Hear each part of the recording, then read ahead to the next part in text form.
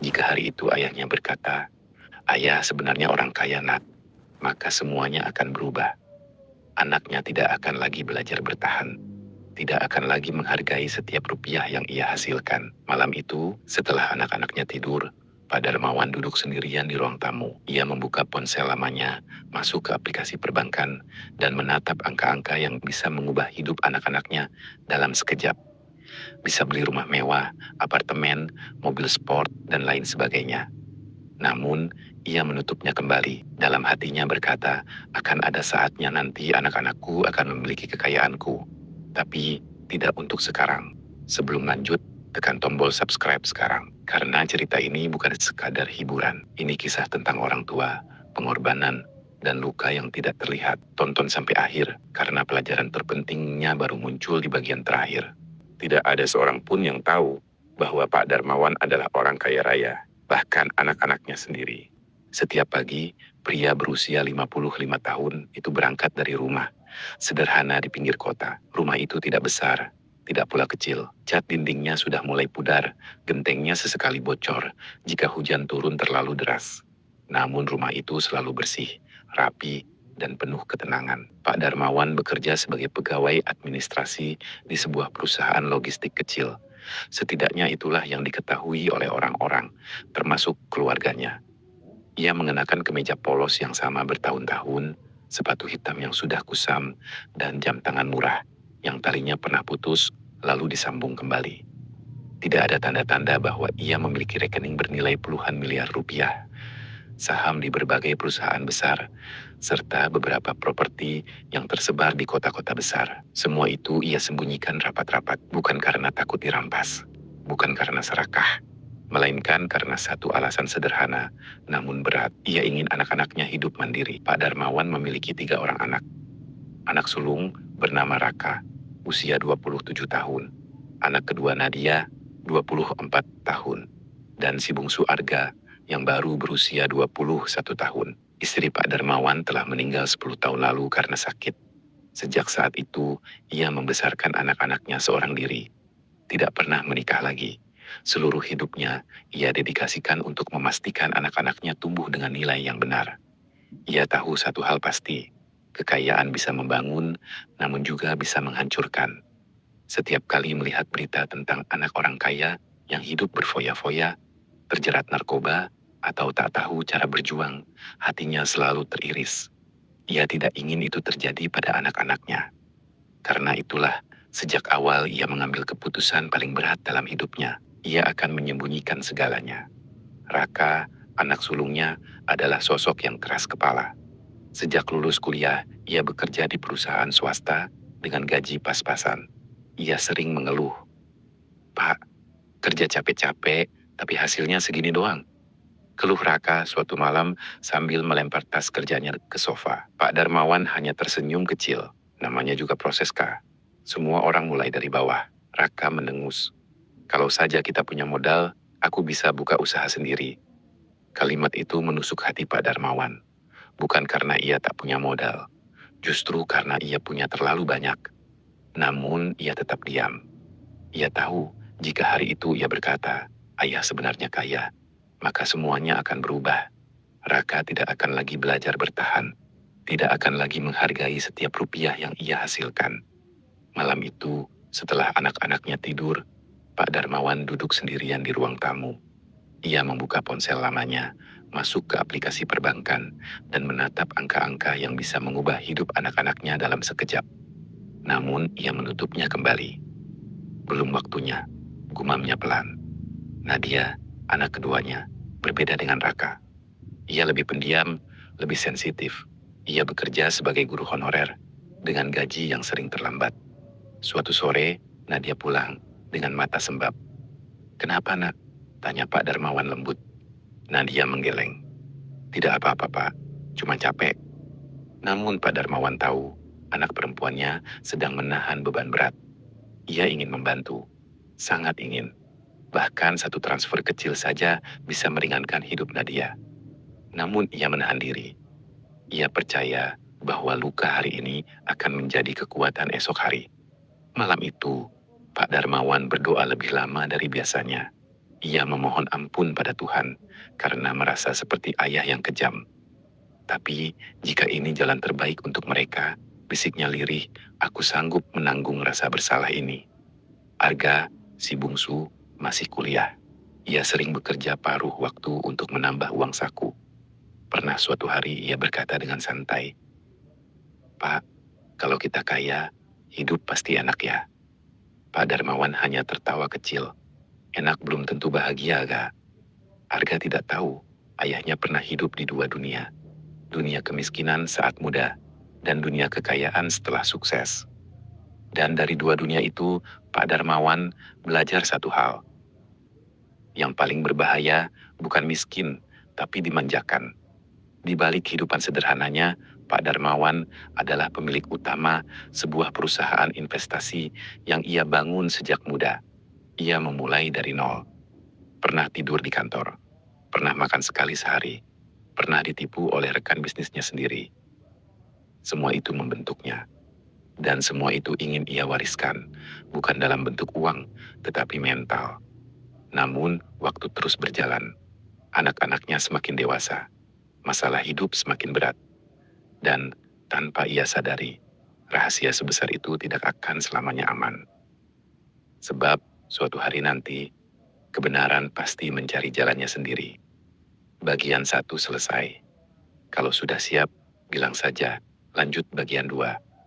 Di bagian 2 nanti, konflik mulai memanas. Anak-anak merasa ayah mereka terlalu pasrah. Muncul satu kejadian yang hampir membongkar rahasia besar Pak Darmawan. Baik Nazil, aku lanjutkan bagian 2 dengan panjang disesuaikan. Lebih tebal, lebih emosional, dan tetap nyaman untuk voice over. Bahasanya tetap baku sehari-hari. Bagian 2, luka yang tidak terlihat. Hari-hari di rumah itu berjalan seperti biasa. Terlalu biasa bahkan. Tidak ada kemewahan, tidak ada kelebihan. Yang ada hanya rutinitas, kelelahan, dan doa yang tak pernah putus. Namun di balik ketenangan itu, pelan-pelan tumbuh perasaan yang tidak pernah diucapkan. Kekecewaan. Raka semakin sering pulang larut malam. Wajahnya selalu tegang, rahangnya mengeras, matanya menyimpan amarah yang tak tahu harus diluapkan kemana. Suatu malam, hujan turun deras. Raka pulang dengan pakaian basah dan sepatu yang rusak. Ia melemparkan sepatunya ke sudut ruangan. Percuma kerja mati-matian, katanya dengan suara tinggi. Bos seenaknya, gaji segitu-gitu saja. Hidup begini mau sampai kapan, Pak? Pak Darmawan yang sedang membaca koran menurunkannya perlahan. Ia menatap anak sulungnya dengan tatapan tenang, meski hatinya bergetar. Setiap orang punya masanya, Kak, jawabnya pelan. Jangan ukur hidup orang lain, ukur kemampuanmu sendiri. Raka tertawa getir. Bapak selalu bilang begitu, tapi Bapak tahu rasanya jadi aku. Pertanyaan itu menggantung di udara. Pak Darmawan tahu jawabannya. Ia tahu betul rasanya. Namun, ia memilih diam. Karena jika ia berkata jujur, seluruh prinsip yang ia pegang akan runtuh seketika. Raka masuk ke kamarnya dengan pintu dibanting. Getarannya terasa sampai ke dada Pak Darmawan. Malam itu, untuk pertama kalinya, ia bertanya pada dirinya sendiri, apakah aku terlalu kejam? Nadia juga menyimpan luka yang sama, hanya dengan cara berbeda. Di sekolah tempatnya mengajar, ia sering dipandang sebelah mata. Guru honorer seperti dirinya dianggap mudah ditekan. Gaji dipotong tanpa penjelasan. Jam mengajar ditambah tanpa persetujuan. Suatu siang, ia duduk sendirian di ruang kelas kosong. Air matanya jatuh tanpa suara. Ia teringat teman-temannya yang hidup berkecukupan. Ada yang orang tuanya pejabat, ada yang pengusaha, ada yang bahkan tidak perlu bekerja keras seperti dirinya. Saat pulang ke rumah, ia melihat ayahnya sedang menyiram tanaman. "Pak," panggil Nadia pelan. Pak Darmawan menoleh. "Ya, Nak." Nadia ragu sejenak, lalu memberanikan diri. Kalau kita sedang kesulitan, Bapak tidak pernah kepikiran cari pekerjaan yang lebih baik." Pertanyaan itu sederhana, tapi menghantam keras. Pak Darmawan tersenyum kecil.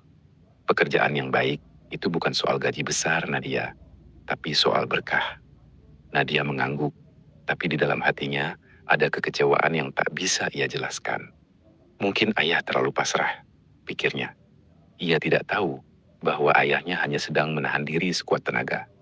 Arga, si bungsu, mulai menunjukkan perubahan juga. Ia lebih sering diam, lebih sering menghabiskan waktu di luar rumah. Suatu malam, ia pulang dengan wajah murung. "Pak, Arga mau berhenti kerja part-time," katanya tiba-tiba. Pak Darmawan terkejut. "Kenapa?" "Capek, Pak. Kuliah, kerja, tugas numpuk. Teman-teman Arga banyak yang fokus kuliah saja." Pak Darmawan menarik napas dalam. "Capek itu bagian dari hidup, Ga. Kalau kamu bisa lewati ini, kamu akan kuat." Arga menunduk. "Kadang Arga iri, Pak." Kalimat itu membuat Pak Darmawan terdiam. Ia ingin berkata bahwa iri itu wajar, bahwa hidup memang tidak adil. Namun, ia juga ingin berkata sesuatu yang lain, sesuatu yang selama ini ia pendam, bahwa sebenarnya Arga tidak perlu bekerja sekeras itu. Tapi ia tidak bisa. Ia tidak boleh. Hari demi hari berlalu, tekanan hidup semakin terasa. Dan tanpa disadari, anak-anak mulai menarik kesimpulan mereka sendiri. Bahwa ayah mereka terlalu sederhana, terlalu pasrah, terlalu takut bermimpi besar. Raka bahkan pernah berkata pada Nadia dengan nada kesal, "Kalau saja Bapak lebih berani ambil risiko, hidup kita tidak akan begini-begini saja." Kalimat itu sampai ke telinga Pak Darmawan secara tidak sengaja. Ia berdiri di balik pintu, mendengarnya dengan jelas. Dan malam itu, untuk pertama kalinya, sejak bertahun-tahun, Pak Darmawan menangis. Ia menangis bukan karena miskin, bukan karena lelah bekerja, melainkan karena gagal dipahami oleh anak-anaknya sendiri. Di sisi lain, kehidupan, rahasia itu mulai retak. Suatu hari, Pak Darmawan dipanggil ke sebuah gedung perkantoran mewah di pusat kota. Ia masuk melalui pintu belakang, seperti biasa. Tidak ada yang mengenalnya sebagai pemilik saham mayoritas. Namun, hari itu berbeda. Seorang karyawan baru yang ceroboh memanggilnya dengan suara keras. "Pak Darmawan, rapat direksi sudah siap." Beberapa orang menoleh. Salah satunya adalah Raka. Raka yang hari itu sedang mengantar dokumen klien ke gedung tersebut, membeku di tempat. "Rapat direksi, Ayah." Ia mengikuti dari kejauhan, melihat ayahnya duduk di ruang rapat besar, disambut dengan hormat, disapa dengan penuh penghargaan. Dunia Raka seakan runtuh. "Tidak mungkin," gumamnya. Namun ia belum berani menyimpulkan apapun. Ia memilih pulang, menyimpan kegelisahan itu sendirian. Malam itu, suasana rumah terasa berbeda. Raka menatap ayahnya lebih lama dari biasanya. Nadia merasakan ketegangan yang tidak ia mengerti. Arga hanya diam, bermain ponsel tanpa fokus. Pak Darmawan merasakan perubahan itu. Ia tahu, rahasia ini tidak akan lama lagi tersembunyi. Dan ia juga tahu, saat kebenaran terungkap, bukan hanya anak-anaknya yang akan terguncang. Dirinya juga. Karena ia harus siap menghadapi satu hal yang paling ia takutkan. Dibenci oleh anak-anaknya demi sebuah pelajaran hidup. Bagian 3. Kebenaran yang menyakitkan. Raka tidak tidur semalaman. Bayangan ayahnya duduk di ruang rapat mewah. Itu terus berputar di kepalanya. Cara orang-orang menunduk hormat. Cara mereka memanggil nama ayahnya dengan penuh respek. Semua itu tidak cocok dengan sosok pria sederhana yang setiap hari ia lihat di rumah. Pagi harinya, Raka memutuskan satu hal. Ia harus memastikan kebenaran itu. Ia kembali ke gedung perkantoran tersebut. Kali ini bukan sebagai kurir dokumen, melainkan sebagai seseorang yang ingin tahu siapa sebenarnya ayahnya. Dengan alasan sederhana, ia bertanya pada petugas keamanan. "Maaf Pak, saya mau tanya, Pak Darmawan yang kemarin rapat itu, jabatannya apa ya?" Petugas itu tersenyum sopan. "Oh, Bapak tidak tahu. Beliau salah satu pemilik saham terbesar di sini. Orang lama, sangat dihormati." Kalimat itu seperti palu godam. Raka keluar dari gedung dengan kepala kosong. Tangannya gemetar, dadanya sesak. Pemilik saham terbesar, orang lama, sangat dihormati. Semua penderitaan yang ia rasakan selama ini tiba-tiba terasa seperti kebohongan besar. Sore itu, Raka pulang lebih awal. Nadia dan Arga sudah ada di rumah. Pak Darmawan sedang duduk di ruang tengah, membaca buku seperti biasa. "Pak," kata Raka dengan suara datar, "kita perlu bicara." Nada suara itu membuat Nadia dan Arga saling berpandangan. Pak Darmawan menutup bukunya perlahan. "Bicara apa, Kak?" Raka tidak duduk. Ia berdiri, menatap lurus ke mata ayahnya. "Tentang Bapak," katanya tegas. "Tentang siapa sebenarnya Bapak?" Hening. Detik demi detik terasa panjang. "Apa maksudmu?" tanya Pak Darmawan, meski ia sudah tahu kemana arah pembicaraan ini. Raka tertawa pahit. "Jangan pura-pura, Pak. Aku lihat sendiri Bapak di gedung perkantoran besar. Rapat direksi, dipanggil dengan hormat." Nadia terkejut. "Apa maksudnya, Kak?" Raka menoleh ke adiknya. "Ayah kita bukan pegawai biasa, Nat." Pak Darmawan memejamkan mata sejenak. Saat itu, ia tahu, waktu yang ia takuti akhirnya tiba. "Pak," suara Nadia bergetar. "Apa benar yang Kak Raka bilang?" Pak Darmawan membuka matanya. Tatapannya tenang, namun penuh kelelahan. "Iya," jawabnya pelan. "Itu benar." Kata itu jatuh seperti bom. Arga bangkit dari duduknya. "Jadi selama ini, kita hidup susah dan Bapak cuma diam." Raka mengepalkan tangan. "Selama ini aku kerja mati-matian, dihina bos, hidup pas-pasan. Dan Bapak sebenarnya bisa mengubah semuanya." Suasana meledak. "Kenapa, Pak?" "Pak," teriak Raka. "Kenapa Bapak bohong sama kami?" Pak Darmawan berdiri perlahan. Ia menatap satu persatu wajah anak-anaknya. Wajah yang ia cintai lebih dari apapun. "Aku tidak bohong," katanya pelan. "Aku hanya memilih diam." "Diam itu bohong, Pak," balas Raka keras.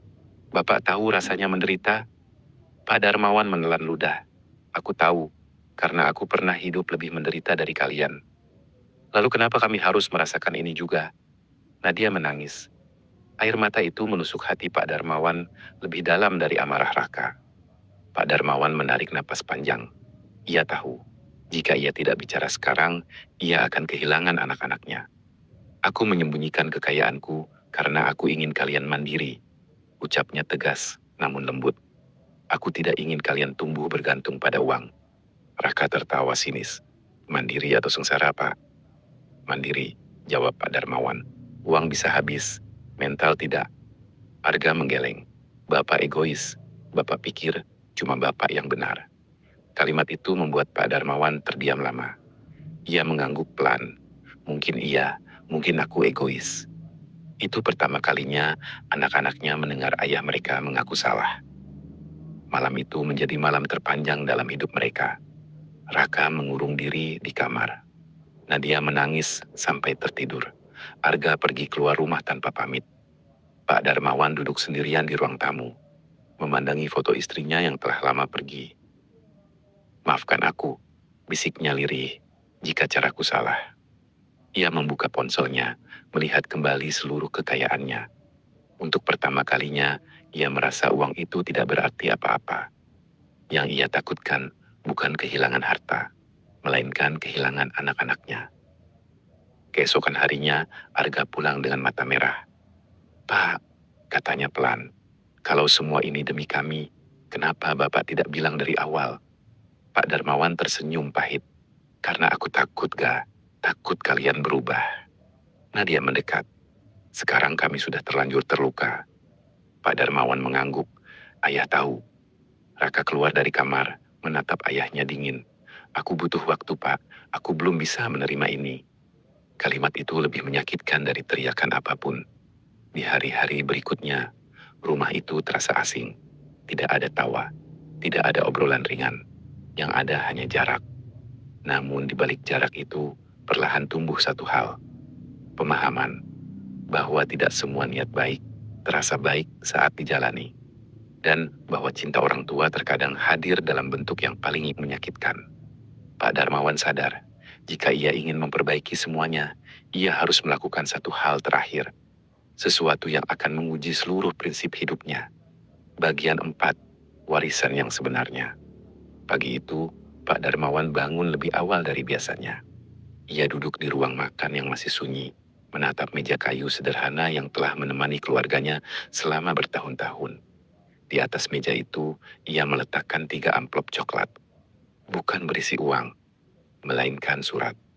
Ia menulisnya semalaman, dengan tangan yang gemetar dan hati yang penuh harap. Untuk pertama kalinya, ia tidak ingin menyembunyikan apapun lagi. Anak-anak berkumpul di ruang tamu. Suasananya canggung. Tidak ada yang berani memulai percakapan. Pak Darmawan berdiri, menatap mereka satu persatu. Ayah tidak akan membela diri, katanya pelan. Ayah hanya ingin kalian membaca ini. Ia mendorong amplop-amplop itu ke arah mereka. Raka ragu, namun akhirnya membuka suratnya. Raka, ayah tahu kamu marah, dan kamu berhak marah. Tapi ketahuilah, setiap tetes keringatmu hari ini adalah bukti bahwa kamu mampu berdiri sendiri. Jika suatu hari ayah pergi, ayah tidak ingin kamu hidup dari bayang-bayang harta, melainkan dari kemampuanmu sendiri. Tangan Raka bergetar. Nadia membaca suratnya sambil menangis. Nadia, ayah melihat setiap lelahmu, setiap air matamu. Jangan pernah merasa kecil hanya karena kamu hidup sederhana. Dunia membutuhkan orang sepertimu, yang kuat, tulus, dan tidak mudah menyerah. Arga menunduk saat membaca suratnya. Arga, hidup tidak selalu adil, tapi kamu selalu punya pilihan untuk tetap jujur dan berusaha. Ayah tidak ingin memanjakanmu. Ayah ingin kamu menjadi pria yang tangguh, bahkan tanpa ayah. Hening kembali menyelimuti ruangan. Pak Darmawan lalu berkata sesuatu yang mengejutkan. Ayah akan menyerahkan semua harta, tapi bukan sekarang. Raka mengangkat kepala. Apa maksud Bapak? Ayah akan membuat perjanjian, jawabnya tenang. Ayah tidak akan memberi kalian uang. Ayah hanya akan memberi kesempatan. Ia menjelaskan, Raka ditawari modal usaha bukan hibah, tapi pinjaman tanpa bunga. Nadia ditawari beasiswa pendidikan lanjutan dan dukungan membuka sekolah kecil. Arga ditawari bantuan biaya kuliah, tapi tetap wajib bekerja dan lulus tepat waktu. Jika kalian gagal, kata Pak Darmawan, ayah tidak akan menyelamatkan, karena hidup juga tidak begitu. Itu bukan hukuman, itu kepercayaan. Raka menerima tantangan itu dengan diam. Untuk pertama kalinya, ia tidak marah. Ia hanya merasa tertantang. Nadia memeluk ayahnya sambil menangis. Maaf kalau aku salah paham, Pak. Arga mengangguk mantap. Arga mau buktiin, Pak. Pak Darmawan tersenyum. Untuk pertama kalinya sejak lama, hatinya terasa ringan. Tahun-tahun berlalu. Raka gagal di usaha pertamanya. Ia bangkit. Gagal lagi, bangkit lagi. Hingga akhirnya usahanya berdiri kokoh. Bukan karena uang ayahnya, tapi karena mentalnya. Nadia berhasil membuka sekolah kecil. Muridnya tidak banyak, tapi penuh cinta. Ia bahagia. Arga lulus tepat waktu. Ia bekerja keras dan diterima di perusahaan impiannya. Dan Pak Darmawan, ia menua dengan tenang. Suatu sore, ia duduk di teras rumah yang kini sedikit diperbaiki. Anak-anaknya berkumpul, tertawa seperti dulu. Raka berkata pelan, Pak, sekarang aku ngerti. Nadia menambahkan, Bapak tidak mewariskan harta. Arga tersenyum, tapi mewariskan cara hidup. Pak Darmawan menatap langit senja. Itulah warisan yang tidak akan pernah habis. Tidak semua orang tua menunjukkan cintanya dengan kemewahan. Ada yang mencintai dengan cara diam, ada yang mencintai dengan cara menahan, dan ada yang mencintai dengan cara paling sulit, membiarkan anaknya jatuh agar belajar berdiri. Kisah ini bukan tentang harta, bukan tentang kaya atau miskin. Ini tentang warisan yang tidak terlihat, tentang nilai, mental, dan keberanian menghadapi hidup. Jika hari ini kamu sedang berjuang sendirian, mungkin bukan karena kamu ditinggalkan, melainkan sedang dipercaya untuk menjadi kuat. Jika cerita ini menyentuh hatimu, tekan tombol suka sebagai bentuk apresiasi. Bagikan video ini kepada orang tua, anak, atau siapapun yang sedang berjuang dalam diam. Dan jangan lupa subscribe, karena masih banyak kisah kehidupan lain yang akan menguatkan hati dan membuka pikiran. Tulis di kolom komentar, pelajaran apa yang kamu dapat dari cerita ini. Sampai jumpa di cerita berikutnya. Tetap rendah hati, tetap kuat, dan jangan pernah menyerah.